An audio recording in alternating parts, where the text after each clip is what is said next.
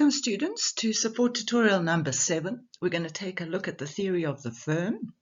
This is part 1 of the 2 parts for this support tutorial. Our focus here is going to be on learning unit 7 in your PMIC syllabus. We're going to have a look at a lot of the concepts that underlie or are used again in learning unit 8 and learning unit 9.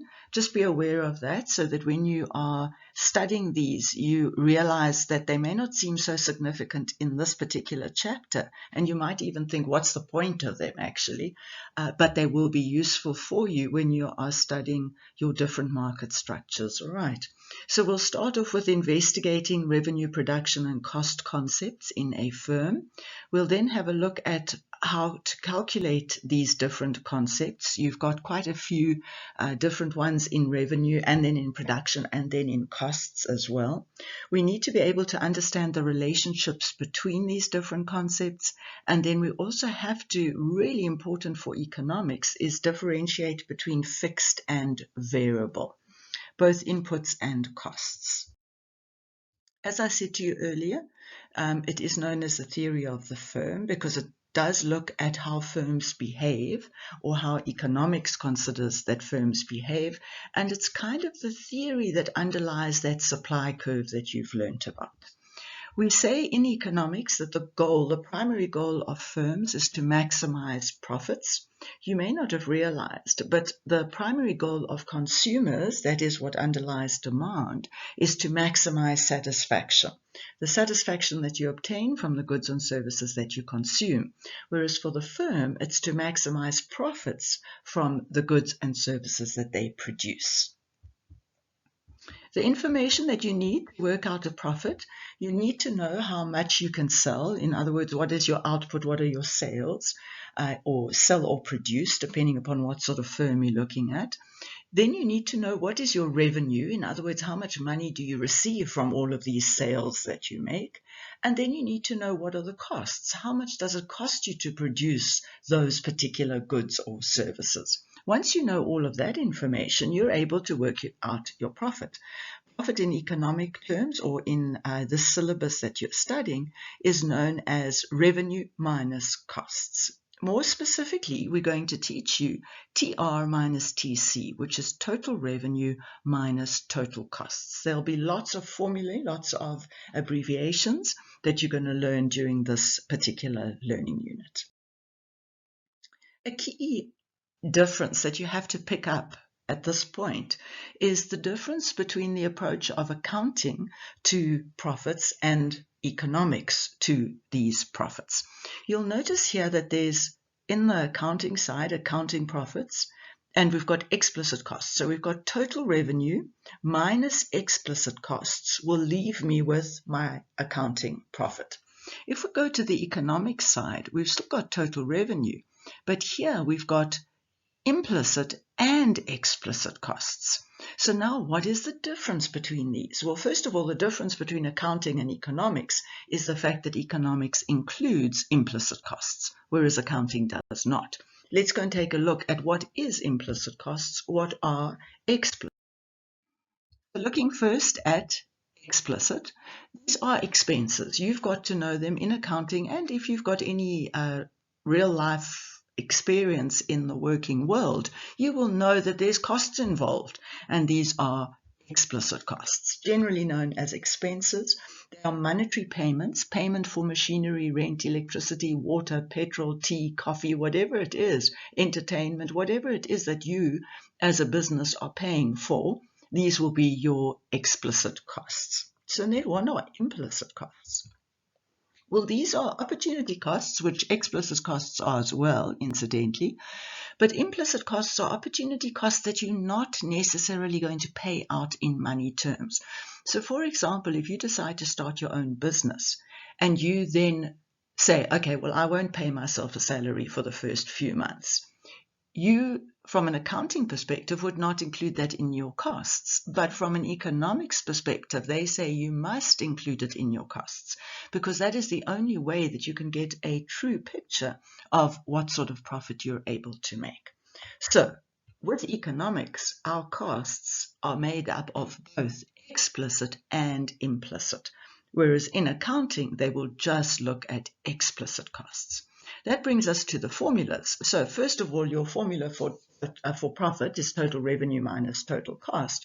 Now let's see, if we wanted to do the accounting profit, we're going to say total revenue minus total explicit costs. Whereas in economics, we're going to say total revenue minus total economic costs, which is both explicit and implicit costs.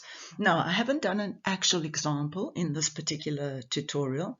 I wanted more to point out to you that you must notice the difference between explicit and implicit.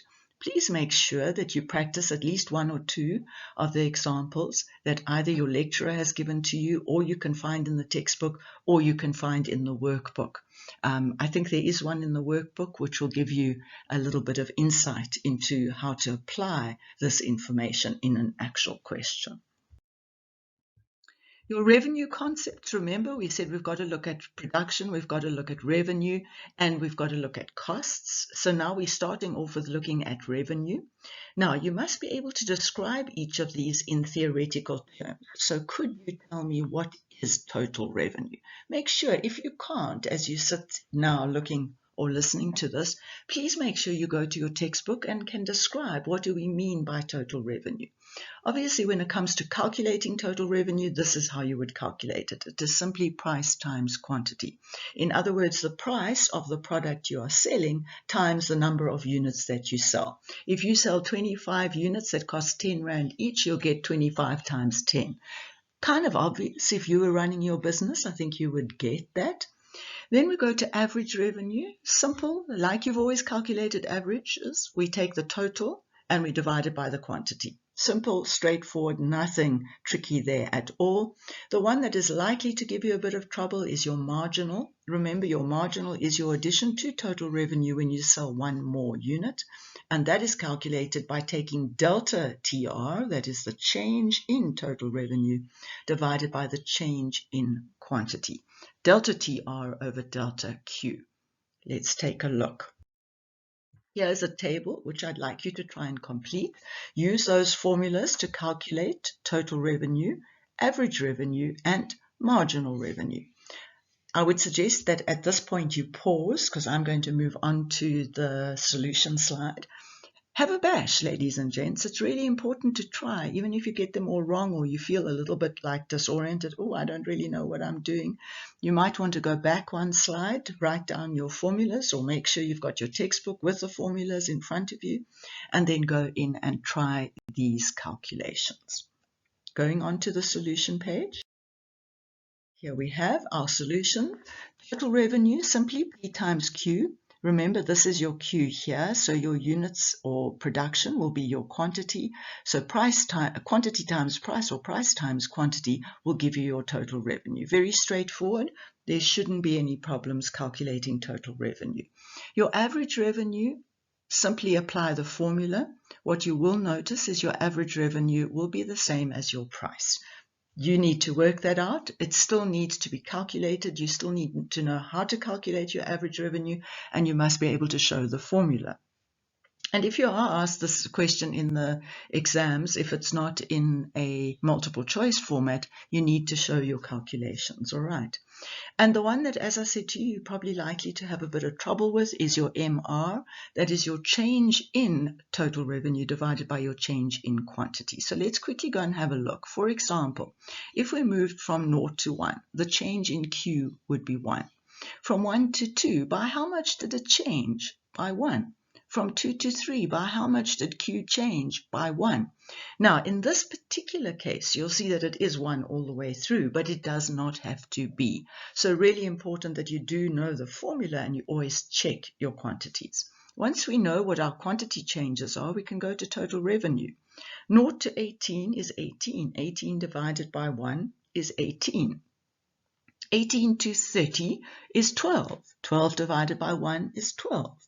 30 to 36 is 6. 6 divided by 1 is 6. And so we continue all the way through until we can do all of those calculations. All right, moving on to a slightly more tricky one. Also a table for completion. where you would go in and complete. Now, the only reason it's a little bit more tricky is because you have to manipulate your formulas. It's not just a straightforward application of formulas.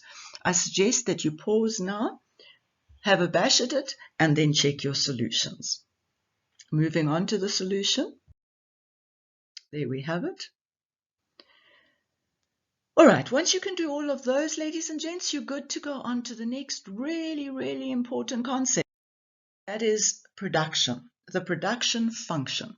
This is also a really important microeconomic concept that you learn now at first year. We're going to look at total production, average production, and marginal production.